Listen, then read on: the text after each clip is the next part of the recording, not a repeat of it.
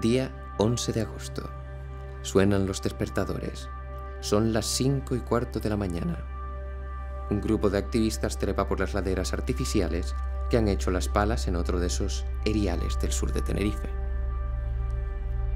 7:15. Llega el primer coche. Se encuentra con un grupo de personas enredadas en una cadena. Bloquean el camino hacia las máquinas que trabajan en los cimientos de la cuna del alma. ¿Qué ha pasado? ¿Quiénes son estos perroflautas? ¿Por qué no tienen ni perro ni flauta?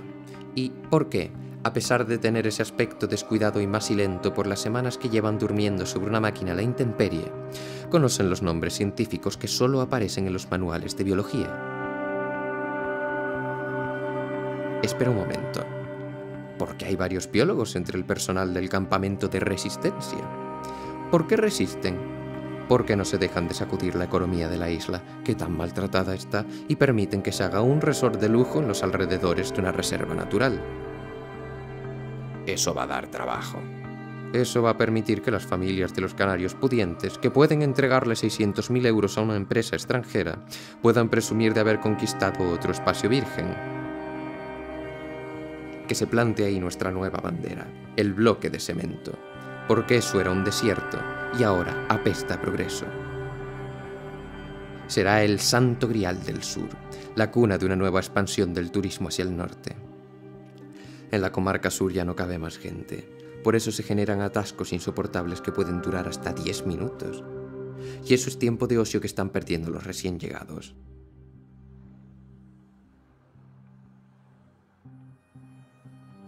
El colapso de coches de alquiler es un tabú del que hasta los alcaldes más comprometidos temen hablar.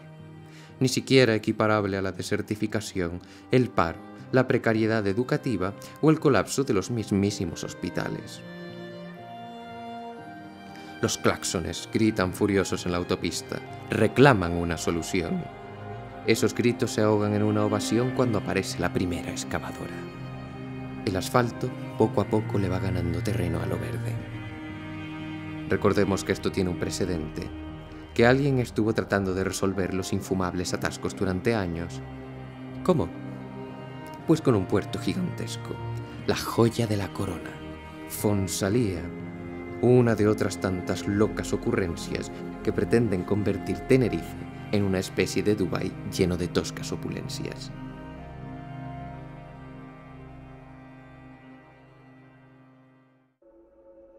Pero el puerto no se ha hecho todavía, porque los perroflautas se opusieron también hace un año, los mismos retrógradas que se oponen siempre a las cosas.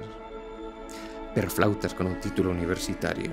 ¿Dónde se ha visto eso? Es casi tan impensable como que uno tenga que opositar para presentarse alcalde.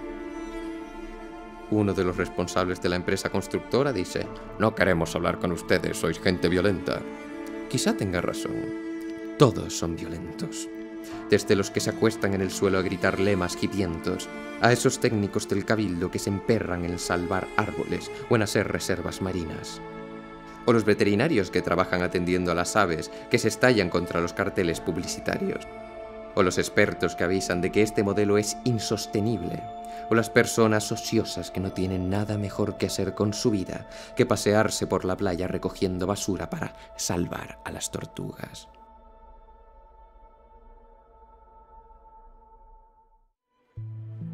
Los cambios son violentos. Los cambios son la propia violencia. Sacudir los cimientos de una sociedad es declararle la guerra a su tradición. Y luego esa violencia se empegosta de ideología en los libros de historia. Porque esto es algo ideológico. Esto tiene que ver con que les han lavado la cabeza a esos jóvenes para que sacrifiquen sus cuerpos. Habrán sido comprados por algún partido político. Podemitas, quizá. Y los que no están comprados han sido envenenados por la propia Agenda 2030. No consiguen parar el puerto de Granadilla, no consiguieron parar la Tejita, porque vienen aquí a molestar, dice el responsable de la obra. La respuesta está clara, le odian a él, pero aman las multas y los porrazos de los seguritas. Están ahí solo porque a él le enfada, y la cara que pone cuando pierde dinero les produce risa. Duermen sobre una pala por llevarle la contraria a él, que le acaban de conocer y no por desesperación. Tenemos todos los permisos. ¿Por qué venís ahora a hacer que nuestros trabajadores pierdan el trabajo? ¿Por qué no la parasteis hace 10 años cuando todo esto se empezó a tramitar? Y tiene razón. ¿Por qué no lo hicieron? ¿Por qué esa veintena de hipientos no son también ingenieros de caminos o arquitectos o economistas y se leen las 6.000 páginas que tiene el informe de ampliación del anillo insular? ¿Por qué no tienen tiempo de poner alegaciones a los cientos de proyectos que se tratan de hacer cada día en la isla? ¿Por qué no tienen también tiempo de enseñar a los adultos que no hay que tirar la colilla al suelo? ¿Por qué no investigan la corrupción? ¿Por qué no gobiernan ellos el país? ¿Por qué no son perfectos los perroflautas y ponemos sobre ellos toda la responsabilidad que tendría que recaer sobre las mentes maquiavélicas que generan los problemas en primera instancia?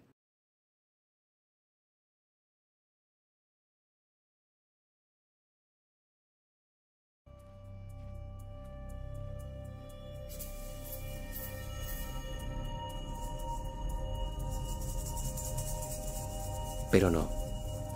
Son un grupo de jóvenes, asustados, gritones, algunos cohibidos por expresarse frente a las cámaras incluso. Son activistas que, por su parte, están enfadados porque nadie entiende la importancia de un cardón o de las pardelas y se quedan afónicos porque nadie les escucha. Ellos creen que la identidad canaria tiene que ver con el territorio, con los paisajes de los que tanto nos jactamos en los anuncios, y no con los hoteles. Creen que si seguimos asfaltando la isla, esa identidad canaria se perderá. Y eso también es violencia.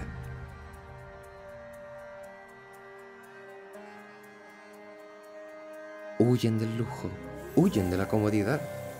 ¿Pero qué clase de locos son estos que prefieren las cosas tal y como están? No les gusta el progreso, no les gusta nada. Quizá en vez de perroflautas sean cavernícolas. En este vídeo sobre la tumba del alma íbamos a hablar de las especies protegidas, de lo magnífica que es la Euphorbia canariensis. Íbamos a hablar del paisaje submarino del puertito de Armeñime, de las tortugas, del cebadal, de los delfines, porque esto es snorkelocos y debemos hablar del mar. Pero los perroflautas también se nos han adelantado en eso.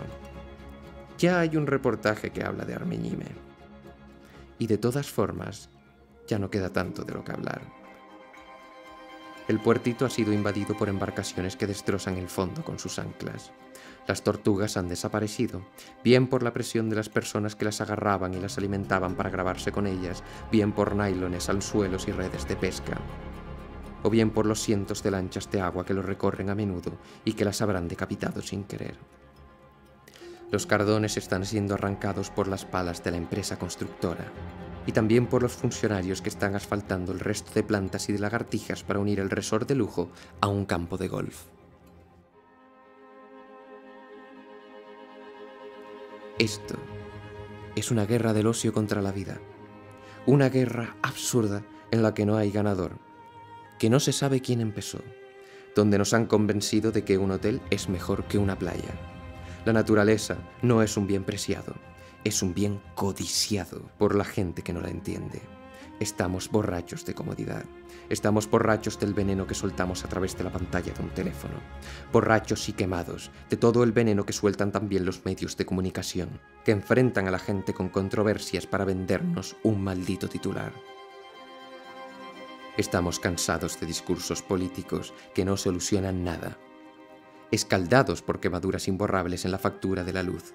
Y esta gente nos vende que la mejor manera de solucionar estos problemas es invertir tiempo y dinero en privatizar una playa. Y encima, los perroflautas van a molestar a los pobres trabajadores que tampoco tienen culpa. ¿O sí? ¿A quién se dirigen entonces? ¿Al empresario belga que compra Tenerife desde el otro lado del mar? ¿Y cómo llegan hasta él?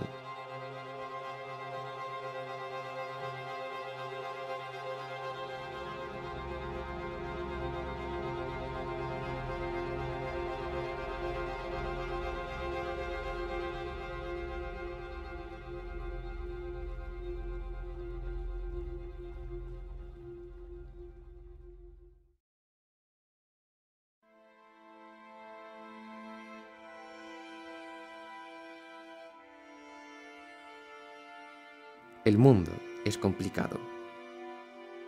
Esto no es una guerra contra los trabajadores. Ellos no han empezado la guerra. Pero si nos dejamos abrumar por el día a día, por todas esas obligaciones y comodidades, dejamos nuestro patrimonio natural en manos de unos hippies. Hablamos mucho de nuestros derechos, pero olvidamos nuestros deberes. El deber de participar en los cambios. Proteger lo poco que queda de nuestro propio rincón paradisiaco, porque si no, ni los ricos tendrán a dónde ir de vacaciones. Quizá no todos los que protestan son hippies. Quizá no todos los que les atacan son de ultraderecha.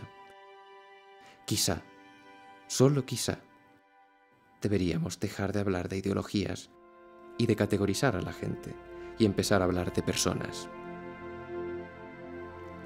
Nos quedamos en nuestra casa quejándonos hasta que solo queden descampados estériles de asfalto.